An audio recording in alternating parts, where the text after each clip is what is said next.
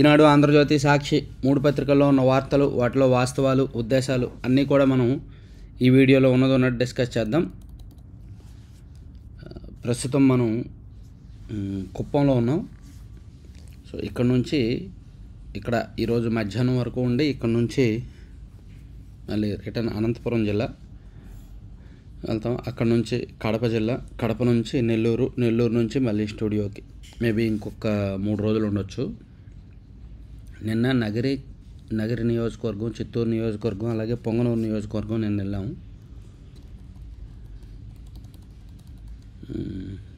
ఈ పాపం జగందే, అవ్వాతాతల ప్రాణాలు పణంగా పెట్టి రాజకీయాల. జవహర్ రెడ్డి పింఛను దారుణాలు కనిపించడం లేదా, ఎన్ని రాసినా వేస్ట్. ఈ పింఛన్ల విషయంలో, పింఛన్ కష్టాల విషయంలో ఎన్ని రాసినా వేస్ట్. దారుణమైన రాజకీయం జరుగుతుంది. పింఛన్ లబ్ధిదారులు ఎంత ఇబ్బంది పడితే, వాళ్ళు ఎంతగా ఇబ్బంది పడితే మాకు అంత యూజు అనేది వైఎస్ఆర్ కాంగ్రెస్ పార్టీ ఆలోచన. ప్రభుత్వం వాళ్ళ చేతిలో ఉంది, అధికారం వాళ్ళ చేతిలో ఉంది కాబట్టి వాళ్ళని ఏదో ఒక రకంగా ఇబ్బంది పెట్టి ఆ నెపాన్ని చంద్రబాబు మీదకో కూటమి మీదకో తోస్తున్నారు. ఇదిగో వాళ్ళ వల్లనే వీళ్ళు ఇబ్బంది పడుతున్నారు, ఎందుకంటే వాళ్ళు వాలంటీర్లకు డబ్బులు ఇవ్వనివ్వలేదు అని. సో ఇక్కడ ఈ పాపం నాదైతే పూర్తిగా ఎన్నికల కమిషన్ అంటాను నేను, ఎలక్షన్ కమిషన్. ఎందుకంటే ఏప్రిల్ నెలలో కల్లారా చూసాం. ఏప్రిల్ నెలలో సచివాలయాలకు పెన్షన్దారులు వచ్చినప్పుడు ఎంత కష్టపడ్డారో చూసాం. సో ఇప్పుడు సచివాలయాలకు వెళ్తే ఏంటి, బ్యాంకులకు వెళ్తే ఏంటి, బ్యాంకుల్లో అకౌంట్లో పడినప్పుడు బ్యాంకులకు వెళ్ళి తీసుకుంటారు, డబ్బులు తీసుకోవడానికి బ్యాంకులకు వెళ్తారు కదా. అలా వెళ్ళినప్పుడు అక్కడ కూడా లైన్ బారులు తీరుతారు కదా, అక్కడ కూడా ఇబ్బంది ఉంటుంది కదా. సో పింఛన్ దగ్గర ఆ ప్రభుత్వాన్ని మనం కొంతమందిని అడిగినప్పుడు ప్రభుత్వాన్ని తిడుతున్నారు, ప్రతిపక్షాలని తిడుతున్నారు. ఇది కేవలం రాజకీయం కోసం మమ్మల్ని ఇలా బలి చేశారు అని నేను కొంతమంది వృద్ధులు, వికలాంగులు వాళ్ళతో మాట్లాడా. వాళ్ళు ప్రభుత్వాన్ని తిడుతున్నారు, కొంతమంది ప్రతిపక్షాలని తిడుతున్నారు. కేవలం వీళ్ళు రాజకీయం కోసం మమ్మల్ని బలి చేస్తున్నారు, మాతో ఆడుకుంటున్నారు, వీళ్ళకి ఇరువైపులు కూడా రాజకీయ ప్రయోజనాలు ఆశిస్తున్నారు అని. చూడండి, ఇది ఈ పాపం జగందే, అవ్వాతాతల ప్రాణాలు పణంగా పెట్టి రాజకీయాల. జవహర్ రెడ్డి పింఛన్ దారుణాలు కనిపించడం లేదా, పింఛన్దారులను ఇక్కట్లు పాలు చేసిన ప్రభుత్వం, బ్యాంకుల దగ్గర బారులు తీరిన లబ్ధిదారులు, గంటల తరబడి నిరీక్షణ, అక్కడ కనీస సౌకర్యాలు కరువే, సొమ్మసిల్లిన పలువురు మహిళలు, వేల మంది ఖాతాల్లో జమ కాని సొమ్ము అని ఈనాడులో ఇచ్చారు.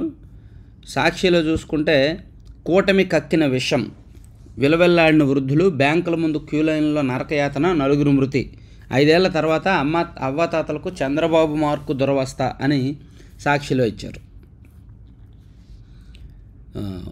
ఊళ్ళే తరలి రావడంతో కిక్కిరిసిన బ్యాంకులు, డబ్బులు పడ్డ ఇన్యాక్టివ్ ఖాతాలతో పెద్ద ప్రాణాలకు మరో కష్టం, బ్యాంకుల్లోనే పింఛను జమ చేయాలన్న నిమ్మగడ్డ, ఢిల్లీకి వెళ్ళి ఈసీకి ఫిర్యాదు, కేంద్రం సహా అన్ని డీబీటీతో ఇస్తుంటే పింఛన్లు మాత్రం ఎందుకు ఇవ్వరంటూ పురంధేశ్వరి డిమాండు, నిత్యం ఫిర్యాదులతో డీబీటీతో బ్యాంకుల్లో జమకు ప్రాధాన్యత ఇవ్వాలన్న ఈసీ, గత 58 నెలలుగా కరోనాలోనూ నిర్విఘ్నంగా కొనసాగిన పింఛన్ల పంపిణీ, లబ్ధిదారుల ఇళ్ల వద్దకు వాలంటీర్ల ద్వారా చేతికి అందించిన రాష్ట్ర ప్రభుత్వం.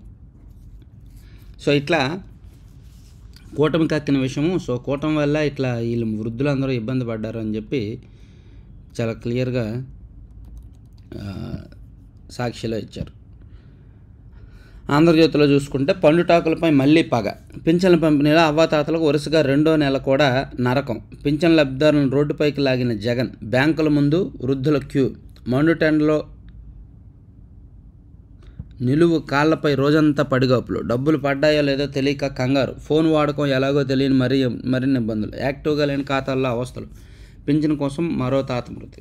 ఇప్పుడు పింఛన్ డబ్బులు బ్యాంకుల్లో వేయడం తప్పే, ఎందుకంటే వృద్ధులు, వికలాంగులు వీళ్ళ దగ్గర ఉండేవి చాలా తక్కువ డబ్బులు ఉంటాయి. సో బ్యాంకు ఖాతాలు కొంతమందికి మైనస్లో ఉండొచ్చు, -500, -300, -1000 ఉండొచ్చు. అప్పుడు ఈ 3000 బ్యాంక్ అకౌంట్లో పడినప్పుడు ఆ మైనస్ డబ్బులు వాళ్ళు బ్యాంక్ వాళ్ళు జమ చేసుకుంటారు. అంటే వీళ్ళ చేతికి వచ్చేది 2000 ఉంటుంది. అలాంటివి కూడా కొన్ని ఉన్నాయి.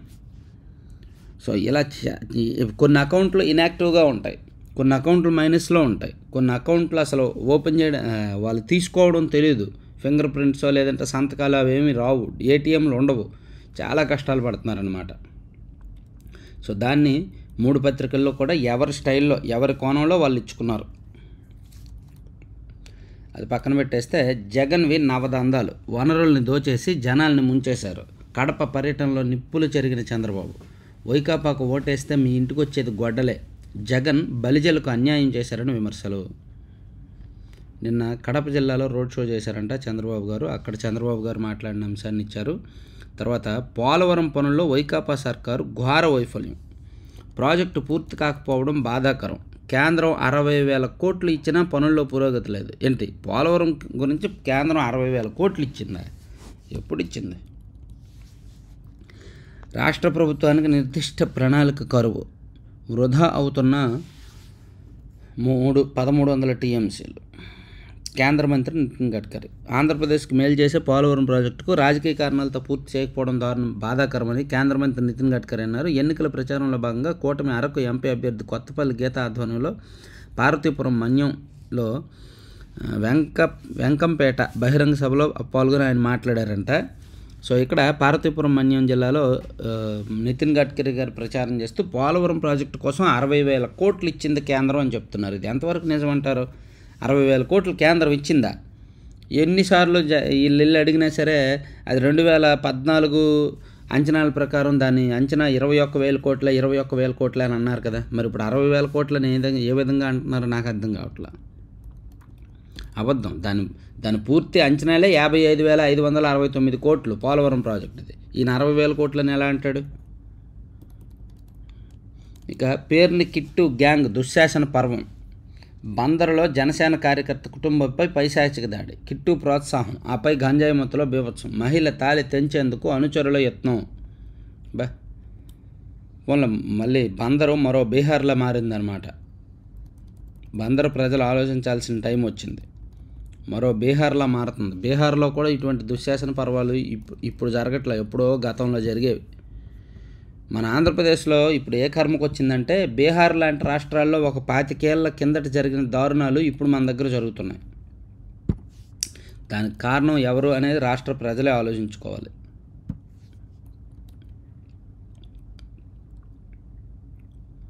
అన్నమయ్య జిల్లా రాయచోటి తెదేపా బహిరంగ సభకు హాజరైన జనం.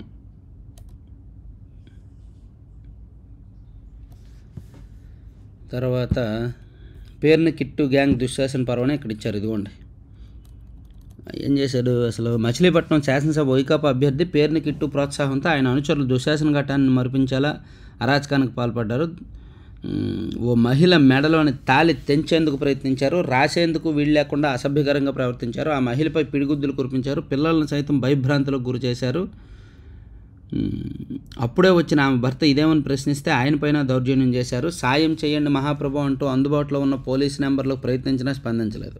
పరుగున పోలీస్ స్టేషన్కు వెళ్ళిన బాధితులను గంజాయి బ్యాచ్ పోలీసుల సాక్షిగా ఏరా మా మీదే ఫిర్యాదు చేసేంత మగాడివా, నీకు రాజకీయాలు ఎందుకురా అని తిడుతూ దాడికి పాల్పడ్డారంట. సో ఎన్నికలు అసలు ఏ విధంగా జరుగుతున్నాయి అనేది మన రాష్ట్రంలో పొంగనూరులోను ఇంకొన్ని నియోజకవర్గాలు అలాగే మచిలీపట్నం లాంటి ఏరియాల్లో జరుగుతున్న ఘటనలు చూస్తే అర్థమవుతుంది ఎన్నికలు మన రాష్ట్రంలో ఏ విధంగా జరుగుతున్నాయా అనేది. అక్కడ పోలీసులు వ్యవహరిస్తున్న తీరుతో సహా. నువ్వెంత నీ అంతు చూస్తా, కులం పేరిటి దోషణ గిరిజన మహిళా కానిస్టేబుల్పై రాజానగరం ఎమ్మెల్యే జక్కంపూడి అనుచరుడు వీరంగం. విధుల్లో ఉన్న గిరిజన మహిళా కానిస్టేబుల్పై రాజానగరం ఎమ్మెల్యే జక్కంపూడి రాజా అనుచరుడు రెచ్చిపోయారు, కులం పేరుతో దూషించారు. గతంలో ఎంఆర్ఓ అని కొట్టారు ఒక ఆయన, అదేమో రాజీ చేశారు, సెటిల్ చేశారు. ఇదిగో ఇప్పుడేమో మహిళా కానిస్టేబుల్ని దూషించారంట. ఇది కూడా సాయంత్రానికి రాజీ అయిపోద్ది. వైకాపాకు ఎంపీపీల సంఘం అధ్యక్షుడు రాజీనామా, జగన్ బీసీలకు అన్యాయం చేశారని విమర్శ, అనిల్ కుమార్ మీసాలు పీకేస్తామని హెచ్చరిక. బీసీల పక్షపాతి అని చెప్పుకుంటున్న సీఎం జగన్ వారిని రాజకీయంగా అణచివేశారని, పల్నాడు జిల్లా పెదకూరపాడున ఎమ్మెల్యే నంబూరు శంకర్రావు దుర్మార్గంగా వ్యవహరిస్తున్న చర్యలు తీసుకోలేదని ఎంపీపీల సంఘం రాష్ట్ర అధ్యక్షుడు అమరావతి ఎంపీపీ మేకల హనుమంతరావు విమర్శించారంట. ఓకే, ఎంత ధైర్యం మమ్మల్నే ప్రశ్నిస్తావా, మహిళపై వైకాపా నాయకుల దాడి. ప్రచారానికి వచ్చిన వైకాపా నాయకులను తాగునీరు పారిశుద్ధ్య సమస్యల గురించి ప్రశ్నించిన మహిళపై ఆ పార్టీ వారు దాడి చేసి గాయపరిచారు. అందుకే ఇప్పటికీ కూడా నేను అనుకున్న ఎలక్షన్ కూడా అమల్లోకి వస్తే ఎవరైనా స్వేచ్ఛగా మాట్లాడతారేమో అనుకున్నా. ఇప్పటికీ కూడా గ్రామాల్లో ఎవరూ స్వేచ్ఛగా వాళ్ళ రాజకీయ అభిప్రాయాలు చెప్పలేకపోతున్నారు, భయపడుతున్నారు. అంతా 7 చేపలకే. ఇండోసోల్ ఇండోసోల్ 76,176 కోట్లు, అదాని 66,096 కోట్లు, జిందాల్ 42,500 కోట్లు, మెగా 30,445 కోట్లు, గ్రీన్కో 19,700 కోట్లు, షిరిడి సాయి ఎలక్ట్రికల్స్ 17,866 కోట్లు, అరబిందో 10,051 కోట్లు. ఇది వైసీపీ అధికారంలోకి వచ్చిన తర్వాత వాళ్ళ కట్టబెట్టిన ప్రాజెక్టుల విలువ. మన పేదల ప్రభుత్వం పేదవాళ్ళ కోసమే పుట్టిన ప్రభుత్వం, పేదవాళ్ళను ఉద్ధరించడానికే పుట్టిన ప్రభుత్వం. చూడండి, ఇండోసోల్ అనే పేద సంస్థకేమో 76,000 కోట్ల విలువైన ప్రాజెక్టులంట, అదానీకేమో 66,096 కోట్ల విలువైన ప్రాజెక్టులంట, జిందాలు, ఇండోసోల్, మెగా, గ్రీన్కో, షిరిడి సాయి, అరబిందో లాంటి పేద సంస్థలకు 1,000 కోట్ల కాంట్రాక్టులు ఇచ్చారు. ఇదన్నమాట పేదలకు పెత్తందారులకు యుద్ధంలో భాగంగా అటువంటి పేద సంస్థలను ఎంచుకొని 1,000 కోట్లకు 1,000 కోట్ల వాళ్ళకి ఇచ్చేయడమే మన పేదలకు పెత్తందారులకు యుద్ధంలో భాగంగా జరుగుతున్న పరిపాలన. వెర్రివాళ్ళు, రాష్ట్రంలో ప్రజలే పాపం వెర్రివాళ్ళు, మనం ఏం చెప్పినా నమ్ముతారు. ఉద్యోగులు పోస్టల్ బ్యాలెట్పై వింత నాటకం. ఫారం 12 సమర్పణ గడువు ముగియడానికి కొన్ని గంటల ముందు ఎన్నికల విధులు. దరఖాస్తు సమర్పించలేకపోవడంతో ఓటు హక్కు కోల్పోయిన 100 మంది. ప్రభుత్వానికి వ్యతిరేకంగా ఓట్లు వేస్తారని కుట్ర. ఇవన్నీ ఈసీదే బాధ్యత. అసలు ఎలక్షన్ కోడ్ అమల్లోకి వచ్చిన తర్వాత సిస్టమ్ మొత్తం ఈసీ ఎలక్షన్ కమిషన్ చేతుల్లోకి వెళ్ళిపోద్ది. కానీ వాళ్ళు ఏం చేస్తున్నారో ఏం అర్థం కావట్లే. అన్నం ముద్దపైన అక్కసే. రోజు 2.5 లక్షల మంది పేదల ఆకలి తీర్చిన అన్నా క్యాంటీన్పై జగన్ రాక్షసత్వం. తెదేపా ఏర్పాటు చేసిందనే కక్షతోనే మూసేసిన వైకాపా సర్కారు. ఇవ్వండి, తెదేపా హయాంలో అన్నా క్యాంటీన్లో ఇలా బారులు తీరి జనం పేదల ఆకలి తీర్చుకునే వాళ్ళు. వైసీపీ అధికారంలోకి వచ్చాక అదే భవనం వ్యర్థాల నియంత్రణ సంస్థగా మారిపోయింది అని రాసుకొచ్చారనమాట.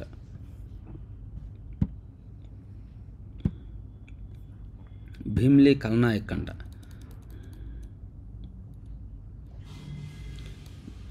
ఓ జిల్లాకు పార్టీ సారథిగాను కొనసాగారు. ఆయన పేరు ప్రఖ్యాతులు ఈ సముద్ర తీర ప్రాంతానికే కాదు. సంభాషణల చాతుర్యం 2 తెలుగు రాష్ట్రాల్లో. సొంత పార్టీ మహిళా అధ్యక్షురాలు నేతలతో ఆయన వివాదాలు, జోకులు పేలుతూ సోషల్ మీడియాలో ఇప్పటికీ చక్కర్లు కొడుతూనే ఉంటాయి. విశాఖలోని ఎంతో సుందరమైన బీచ్కు ఈ ప్రాంతం పెట్టింది పేరు. భీమ్లీ నాయక్ అంట. ఎవరి గురించి అర్థమైందా? పోలీసులు, అధికారులు, నేతలపై రుసరుస, వారి కష్టాలు ఆ శ్రీనివాసుడికే ఎరుక. అక్రమాలు, భూదందాలు ఆయన అవలక్షణాలు. అర్థమైందా ఎవరి గురించో? భీమిలి ఎమ్మెల్యే గారు, మాజీ మంత్రి గారు అవంతి శ్రీనివాస్ గారి గురించి ఇచ్చుకున్నారనమాట. నాయక్ నహి ఖల్నాయక్ మైహు అంటూ ఆయన చేసే హడావిడి అంతా ఇంత కాదు. ఏం చేస్తున్నావు, యూనిఫామ్ తీసేయి అంటూ పోలీసులపైనే రుసరుసలాడతారు. అధికారులైనా ఎవరైనా అంతే. అరే ఒరై అంటూ సంబోధిస్తారు. ఆయన ముందు నిలబడాలంటే ఎవరికైనా ఇబ్బందే.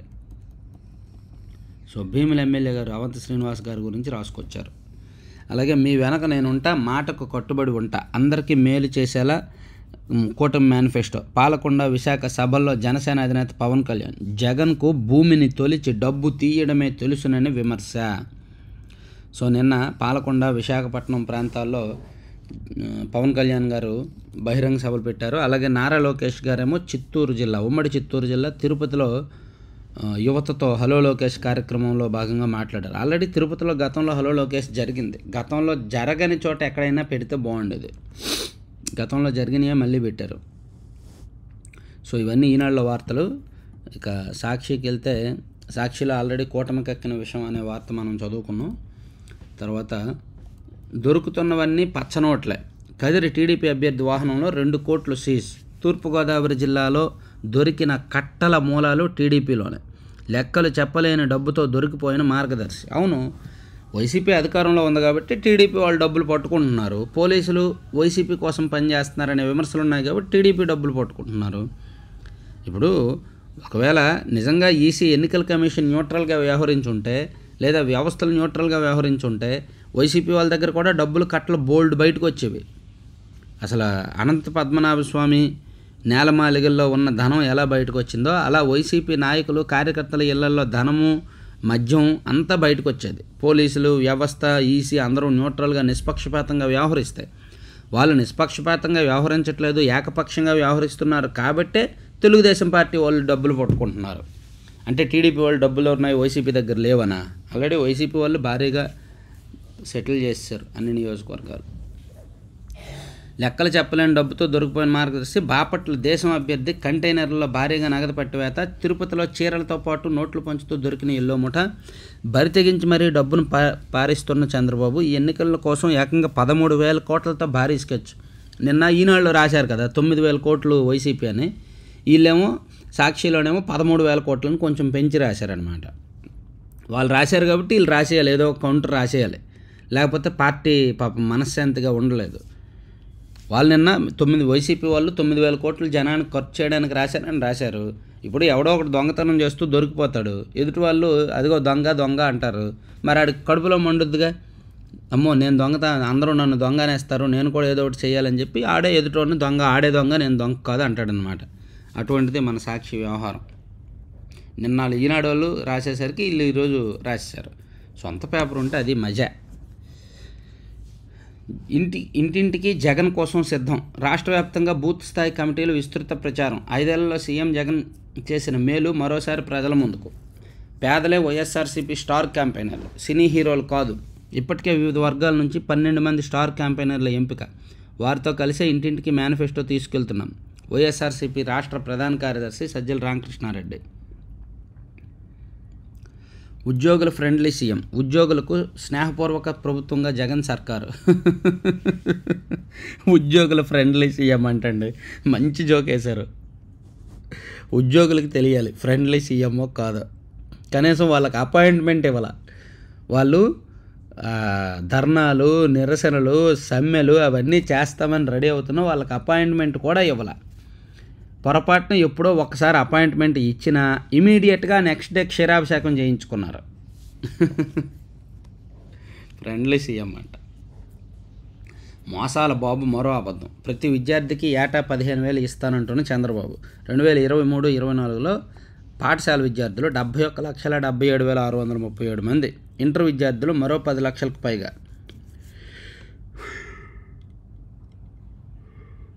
ఈ ఒక్క పథకానికే ఏటా 1,234,000 కోట్ల అవసరం. 1,234,000 కోట్ల అవసరం అంట. ఇంత మొత్తం ఇవ్వడం అసాధ్యం అంటున్న నిపుణులు. కరెక్టే, డబ్బులు ఎక్కడి నుంచి తెస్తారేమో కానీ హామీలు ఏంటో అదేంటో. ఇక ఆంధ్రజ్యోతిలో చూసుకుంటే 23,000 రేషన్ కార్డులు కట్ చేయడానికి రెడీ చేశారంటండి. ఏడాదిన్నర కిందటే మొదలైన ఏరువేత కసరత్తు. బియ్యం కార్డులపై సిపిఆర్తో అధ్యయనం. కుటుంబాలు కార్డుల మధ్య మిస్ మ్యాచ్. 77% మాత్రమే మిగిలిపోతాయంటున్న సంస్థ. మిగిలిన 23 లక్షల కార్డులు తేడా నిర్ధారణ. ఈ ఏడాది జనవరిలోనే సర్కారుకు నివేదిక. ఎన్నికలు ఉన్నందునే గప్చుప్గా జగన్ ప్రభుత్వం మళ్ళీ అధికారంలోకి వస్తే కోతలంట. రేషన్ కార్డులు కట్ చేసేస్తారంట. మళ్ళీ వైసీపీ అధికారంలోకి వస్తే ఊహించనివి జరుగుతాయి. రాష్ట్రంలో ఎవరు ఊహించనటువంటివి జరుగుతాయి. ఎందుకంటే వాళ్ళు ఏం చేసినా జనం ఓట్లేశారనే ధీమాతో ఇంకా ఎక్కువ చేస్తారు. జగన్ మాట తప్పావు, ఓటు అడిగే హక్కు నీకెక్కడిది. చంద్రబాబు మద్య నిషేధం చేశాక అడుగుతానన్నావు, వారంలో సిపిఎస్ రద్దు చేస్తానన్నావు. జాబ్ క్యాలెండర్, డిఎస్సి, ఏవి, ఎస్సీ, ఎస్టీ, బీసీలకు ప్రభుత్వ పనుల్లో 50% ఎక్కడ? మేనిఫెస్టోలో 99% హామీలు నెరవేర్చలేదు. వైసీపీ పాలనకు 0 మార్కులే. మాది ప్రజా మేనిఫెస్టో. మొదటి నెల నుంచే 4,000 పెన్షన్. ఉచిత ఇసుక విధానం తెస్తాం. మళ్ళీ జగన్ వస్తే ఆంధ్ర నార్త్ కొరియా అవుతుంది. అవినాష్ రెడ్డి పిల్లోడైతే బడికి పంపాలి, పార్లమెంటుకు కాదు. ఇది చంద్రబాబు గారు చేసిన కామెంట్లు రాసుకొచ్చారు. అలాగే జగన్ మీద పవన్ కళ్యాణ్ గారు చేసిన కామెంట్లు రాసుకొచ్చారు. తర్వాత రాష్ట్రంలో అవినీతి పెరిగిపోయింది, విజన్ లేని పాలకుల వల్ల భవిష్యత్తు నాశనమైంది.